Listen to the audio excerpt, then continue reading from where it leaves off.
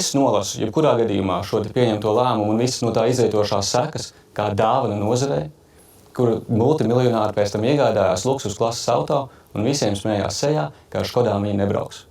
Jā, bet es gribētu pieminēt arī tie paši citi miljonāri, kas bija šos līgumos, ir investējuši 150 miljonus Latvijas tautsaimniecībā, un atkal vienkārši vienu demonizējot un pārtaisot visus pārējos, nezinu par cūkām, kas Latvijā neko nedara, arī nav pareizi. Lūdzu, es saprotu arī un respektēju jūsu politisko uzstādījumu, bet lūdzu nenonieciniet nozari.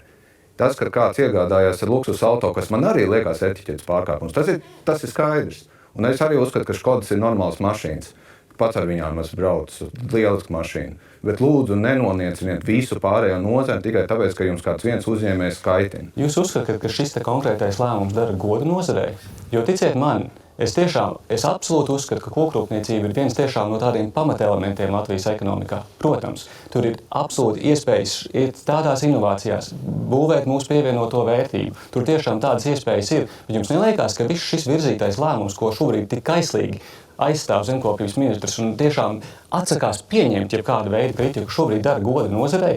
Manuprāt, tas ir tikai normāli, ka vismaz šajā gadījumā ir viens cilvēks, kurš mēģina runāt atklāti par to, ka šeit ir vairākas apšaubāmas lietas, kas ir šeit notikušas. Manuprāt, arī no nozares skatpunkta ir tikai pilnīgi normāli arī atzīt, ka šeit patiesībā nav bijis viss ok. Jūs minējāt raidījuma sākumā par to, ka nozare ir pietiekami apmierināta lēmumu. Es ticu, ka ir, bet jūs arī pats norādījāt, ka patiesībā bija vēl citas alternatīvas iespējas, un tas ir tas, par ko es runāju. Man ir svarīgi, lai ministru kabinets, kurā ir pārstāvēti progresīvie, lai mēs būtu varējuši pieņemt lēmumu vadoties pēc pilnas informācijas, un tas tā nav noticis. Un tāpēc tajā brīdī, kad ir viens multimiljonārs, kurš smējās sabiedrībai sejā par šo visu lēmumu, un zemkopības ministrs, kurš to tik aizslīgi aizstāv. Ticiet man, es neesmu vienīgais, ir vairāk uzņēmēji, kuri nesaprot. Es ar viņiem esmu, un viņi nesaprot, kā tas var būt, ka šajā brīdī šādā veidā lēmus, un mēs visi, kas godīgi strādājam, arī šādā brīdī šādu veidu pretīmnākšanu nesaņemam. Klausums. Es gribu teikt, ka atkal hamburgeru metode, kur par vidām es pilnīgi piekrītu, par ko runāju, bet un atkal mēs noslēdzam ar vienu multimiljonāru un vispārējo.